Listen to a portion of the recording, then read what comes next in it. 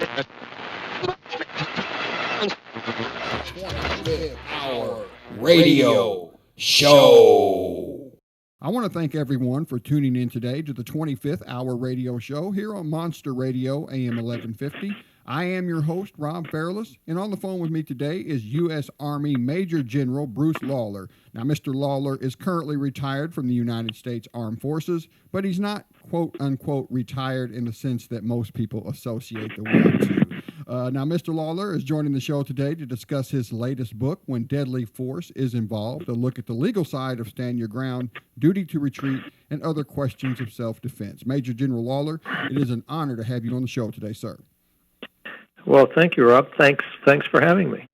So, sir, before we get into specifics about your book, let's give the listeners out there a little background history about yourself, in as much as why you would have the inside track on the laws concerning self-defense, in particular when deadly force is involved. Well, my career sort of took a turn in the Army. I was assigned in 1998 to start working on Homeland Security issues and what to do in the event of terrorist attacks on U.S. soil. So I've been at it for quite a while. In the civilian world, I was also a lawyer and defended one of these cases involving self-defense. And so really what happened is I got interested in the subject of what's the role of the individual in this new security environment in which the threat seems to have changed a little bit when it comes to people individually. And that led to me thinking about self-defense and when it can actually be employed legally, and that gave rise to the book. So I understand that's kind of a brief overview of why you decided to write that book, but do you mind kind of digging in and giving a more detailed description on the motivating factors behind putting pen to paper and creating this book? Well, I think most people understand that self-defense is employed in response to a deadly threat, but what there is a lot of misunderstanding about is when it's legal to do it. When can you actually use deadly force to defend yourself? And so I thought that I would try to help people work their way through that. There's an enormous number of people who are who have a license to carry. It's, I think, last I knew, in 2016, it was 15 million people in states that require permits, and that obviously doesn't include states that don't require permits. So there's another 50 million or so homes in which there's a firearm, and the surveys all indicate that people are possessing firearms more and more because they're concerned about individual safety and their ability to protect themselves. And so I thought I would try to help people think their way through what the law says and how the law has treated cases historically when there's been claims of self-defense. And so I wrote some stories about actual cases in which people were involved in self-defense shootings and were tried for murder and claims to have acted in self-defense. And each one of those cases highlights an important element of self-defense. And so the idea was to create a framework so people could think about it. And it's not right for everybody, clearly isn't right for everybody, but for those who do decide they're going to exercise that option, then they have a way to think about it. So the very first couple of sentences of your book read, "If threatened with death, people will defend themselves and, if necessary, use deadly force to kill their attackers. Self-defense is part of what Sigmund Freud called the deepest essence of human nature."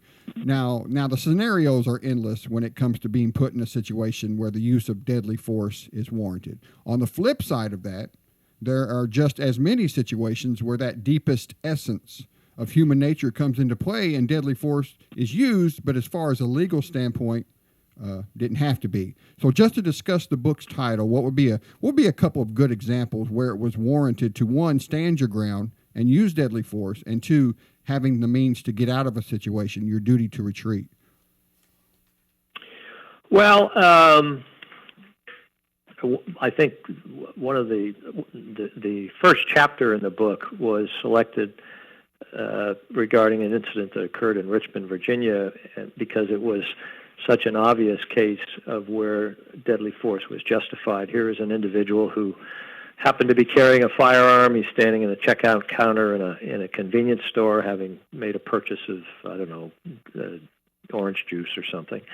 Mm-hmm. And a would-be robber comes into the store with a handgun, opens fire without provocation, and shoots the clerk and starts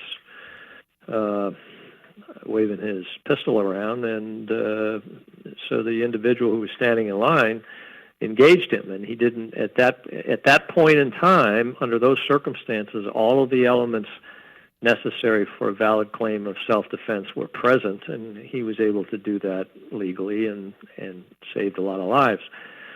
On the other hand, you've got situations where you have, for example, a person who is, and this is stories also written in the book. A person is at home late at night, watching a movie with his wife, and there's a disturbance in his driveway with someone driving a car recklessly on his property and across his front lawn.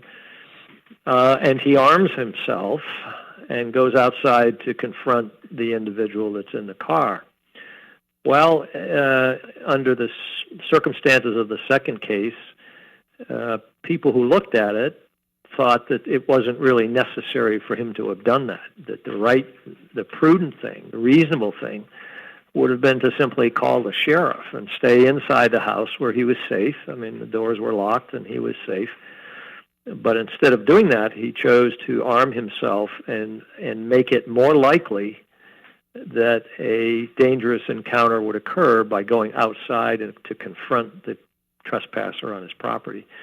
So in one case, it was clear that self-defense was warranted. On the other case, it wasn't really necessary. It didn't have to occur that way. And that's the crux of most self-defense cases, is the question is, was it really necessary to kill somebody in order to save yourself? And when you look at it in that context, the second incident probably it didn't have to occur the way it did.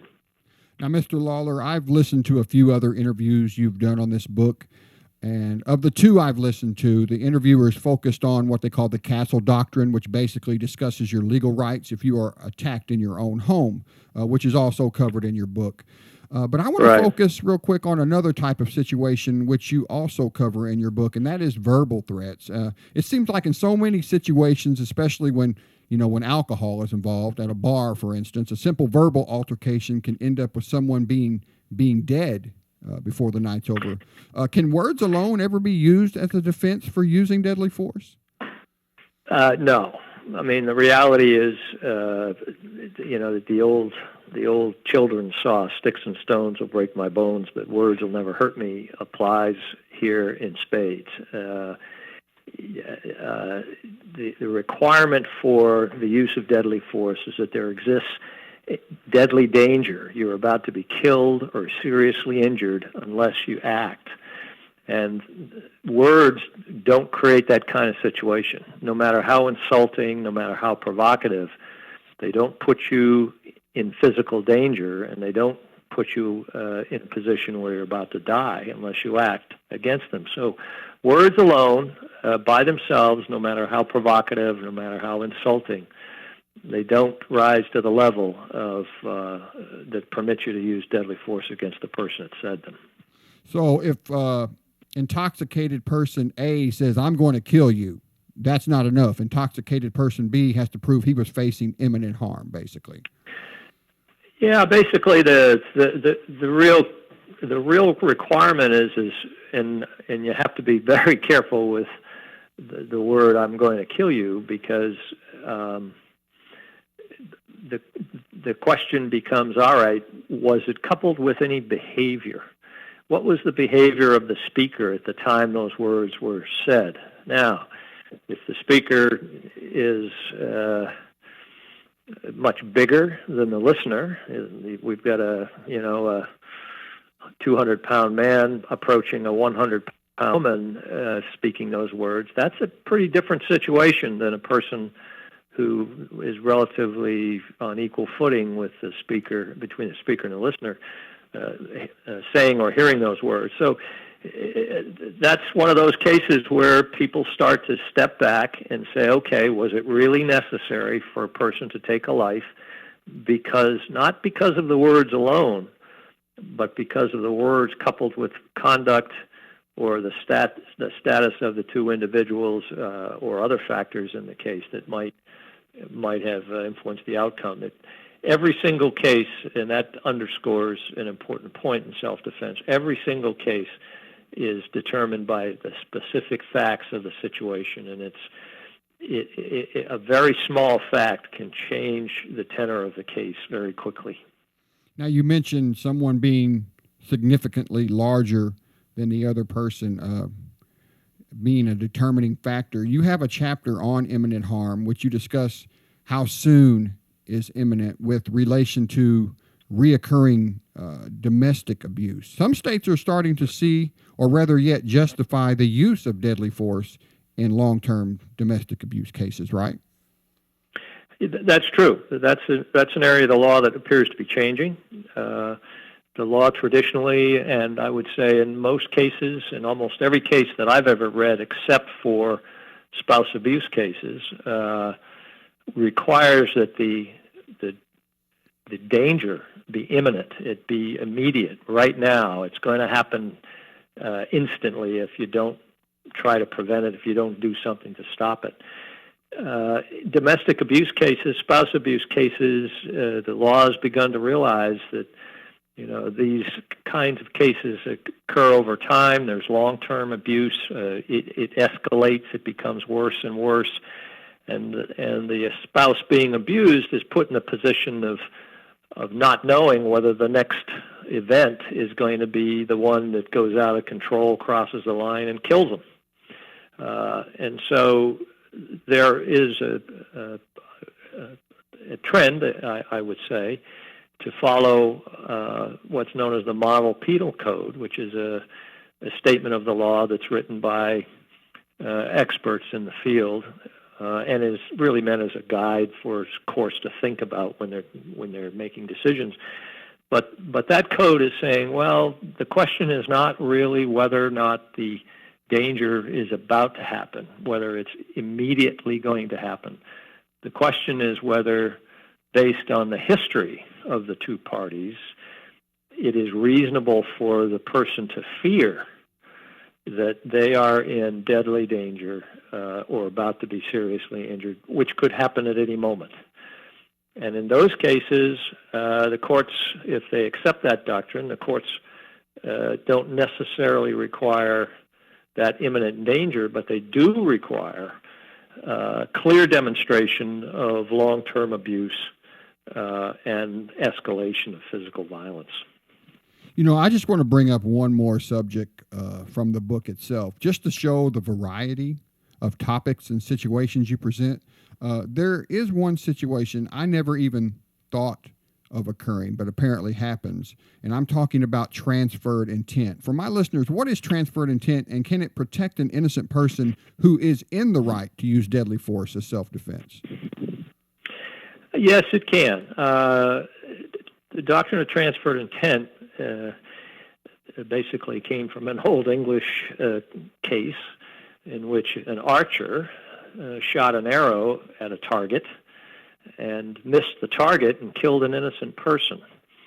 So the court was confronted with the question of, is this archer guilty of a crime? And what the court decided was that the intent of the person when they committed the act is what controls, and it takes the person wherever the act leads them. And so if the intent is malicious, if the act is motivated by hatred or malice or ill will or anger or dislike of the victim, then if the act results in the victim's death, then that's murder.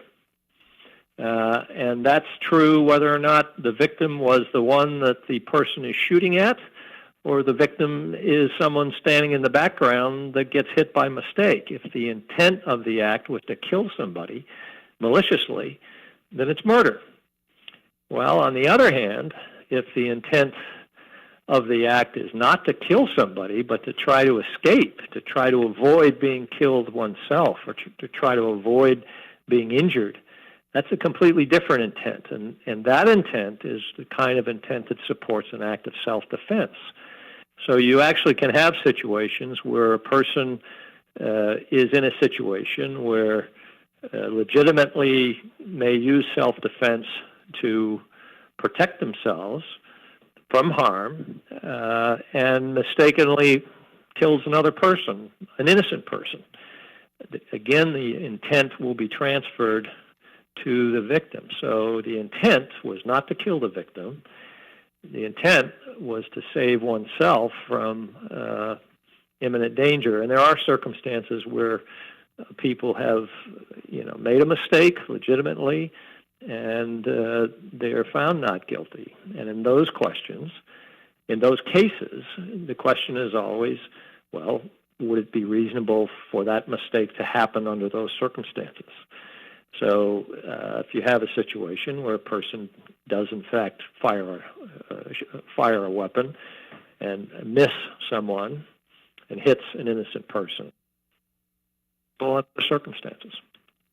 Now, to everyone out there listening, what me and Mr. Lawlor have discussed so far is just the tip of the iceberg from what he presents in his new book, When Deadly Force is Involved. Now, I know you're also a member of the NRA. You're a certified firearms instructor and teach individual self-defense. How important do you consider it to be for a person who possesses a firearm, know more about it than, hey, you just point it and, you pull the trigger?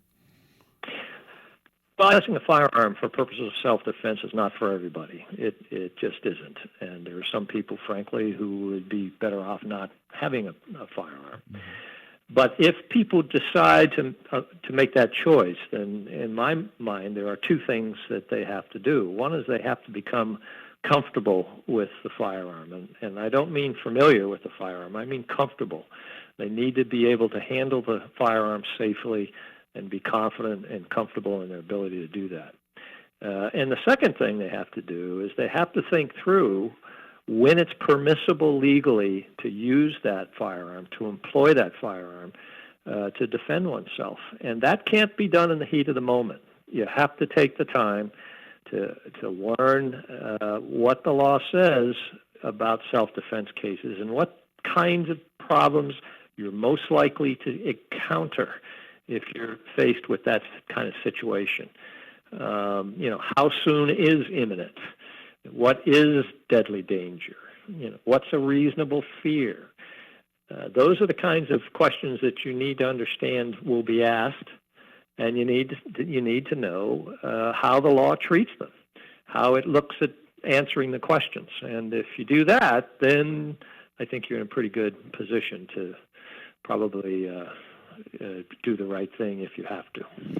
I was thinking last night about the millions of gun owners out there and all the self-defense cases that are going on as well. I was thinking if some of these people who are facing what they're facing, if they had just read this book, could it have made a difference? Could it have made a difference in the choices they made that landed them behind bars, or perhaps the legal battle that they're currently facing? I think this is one of those books that everyone should have if they own a firearm or any weapon of self-defense. Are you getting positive feedback from people who have purchased this book and read it? I'm getting a lot of positive feedback. I've been very happy with it. I mean, I was a little bit surprised at how well people are receiving it. I tried very hard to strip the legalese out of it and not talk like a lawyer. And I think what's helped a lot is the story. These are basically stories. It's like reading a series of short stories about people who get involved in confrontations and it ends up badly. And then there's a claim. There's a case. The prosecution will say, well, that's murder. And the defendant will say, well, no, it's self-defense. And they argue about the issues involved. And from those arguments, you begin to understand how the law looks at cases of self-defense and how they look at encounters and what causes these encounters and who's to blame for aggravating the situation to create these encounters. And a general rule of thumb is that anything that makes a confrontation more likely is considered bad behavior. And anything that makes a confrontation less likely is considered good behavior. And so you see that theme again and again and again throughout all the self-defense cases. So, man, on a personal note, before we start to wrap things up here, what's Major General Bruce Lawlor like outside of work? I mean, how do you enjoy your free time when you just want to get away from it all? Wow, that's that's the hardest question you've asked. You know, I read a lot, and I think that's probably what I do. Is I got involved in this because I became interested in it as a question of what's the role of the individual in taking care of themselves in today's security climate, and I enjoy that kind of inquiry. So I guess I'm a reader. Well, there's nothing wrong with reading a good book. Everyone, you can go to Major General Lawlor's website to get more information on his new book at www.brucelawlor.com. Mr. Lawlor, thank you so much for taking time out of your day to join me on the show. Well, thank you very much.